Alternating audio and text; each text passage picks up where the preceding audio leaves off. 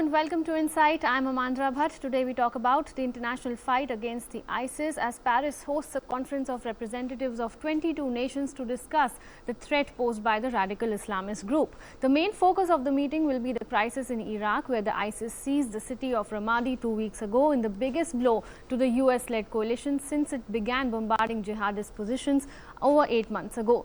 The ISIS has since been growing from strength to strength, closing in on Aleppo in Syria and a key supply route from Turkey. Today we discuss just what is the ISIS strategy in the region, are they able to hold on to the territories that they have seized, and how can the international coalition help Iraq reverse its biggest defeat, that is the fall of Ramadi.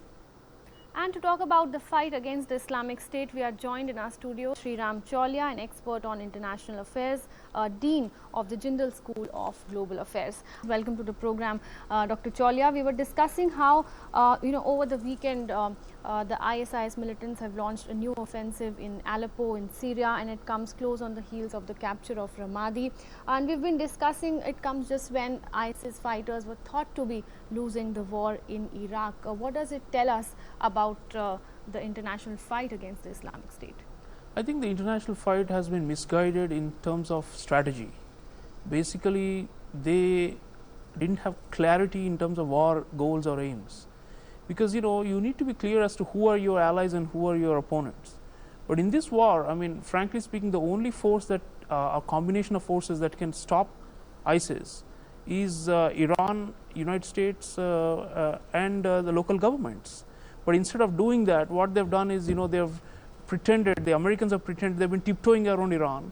They've not really brought them alongside, and they're not totally in concert, although there's some kind of tacit agreement.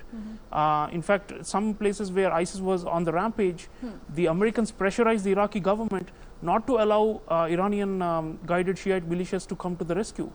So the Americans say that they want to do it in order to prevent inflammation of Sunni opinion. But the fact is that the only forces that seem capable of stopping them are the Shiite militias, because they are fighting the same kind of passion and religious fury that we see on the other side. So what you have on the ground is the Iraqi army and the Syrian army that are no match to these hardline jihadists. And on the other hand, there are a kind of Shia forces that can match them, but who are being sidelined or actually being somehow relegated from this international coalition.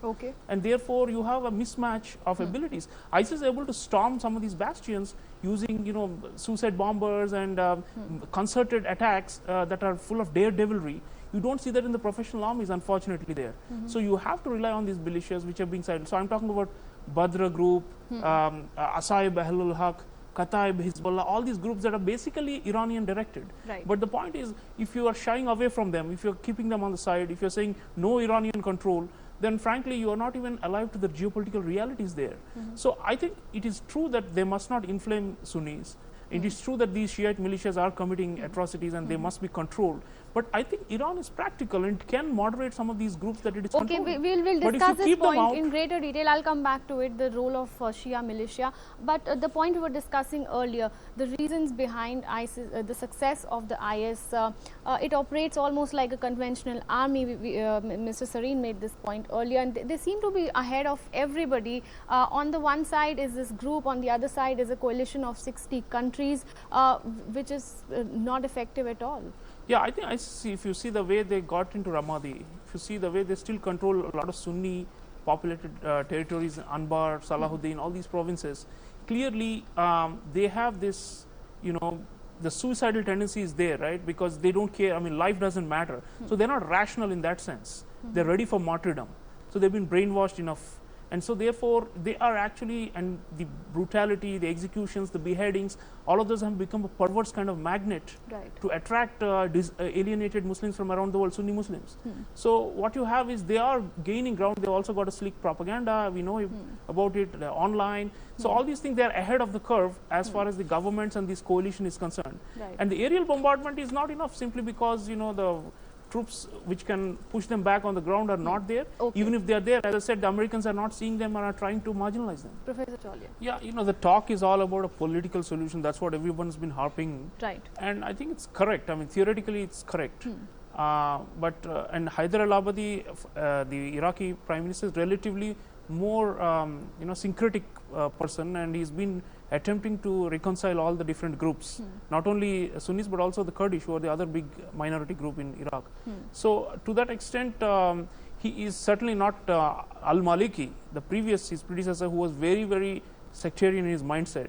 So this is a kind of we must support the Iraqi state, but how to build their capacity is a question. Political solution can only come also when you have some strength on the ground, right? It cannot be that ISIS is not going to negotiate with anybody, because they seem that they believe that they've got God on their side and they're going to win. So at the end of the day, it has to be a combination of the two. And so smart bombing, have a good understanding with Iran, plus political dialogue on the ground, all these are going to matter if they have to recover all this lost territory, because ISIS become a quasi-state now, which is crisscrossing two nation-state boundaries and redrawing the boundaries de facto. Right. Okay. Professor Chaulia, Syria somewhat complicates the entire picture here. You have the Islamic State, you have the forces of Bashar al-Assad, you have the opposition there, as well as Syrian Kurds that are fighting. US of course sees has an adversarial attitude towards Syria.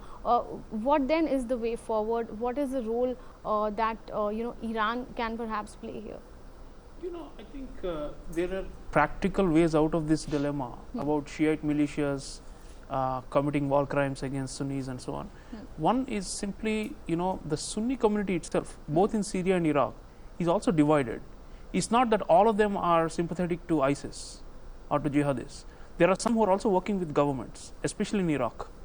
So a combination of those pro-government Sunni forces and Shiite militias working hand in hand, they've happened on the ground. For example, Tikrit. How did Tikrit fall? How did ISIS lose Tikrit? It's because of this combination, right? So they do work on the ground. Iranians can always pull back their clients and restrain them. That has happened in the past. And the point is, if you see General Qasem Soleimani, the senior Iranian commander, is on the ground in Iraq and has been there, and he has issued diktats not to engage in arson or looting or excesses.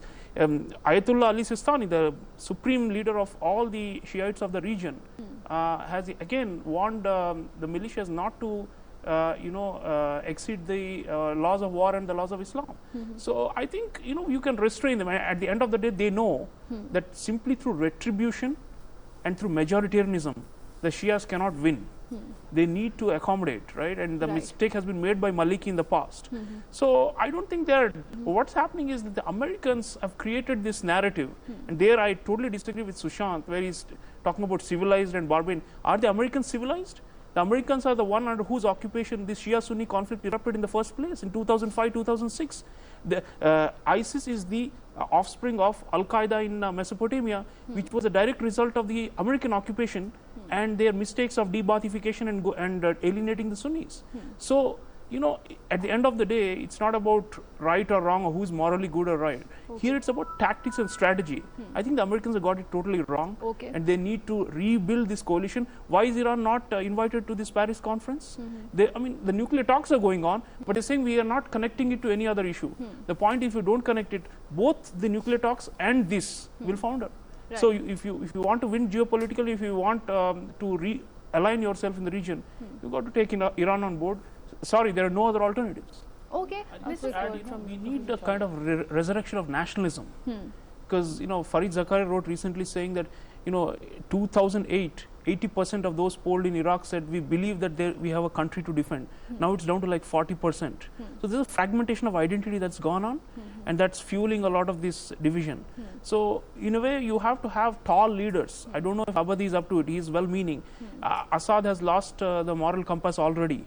He is not able to rally the whole population in the name of Syrian nationalism. But this is the time really, if you want to preserve the order and not leave it to these running dogs of jihad, the only way is you have to create nationalism that builds these regional and pan-sectarian identities.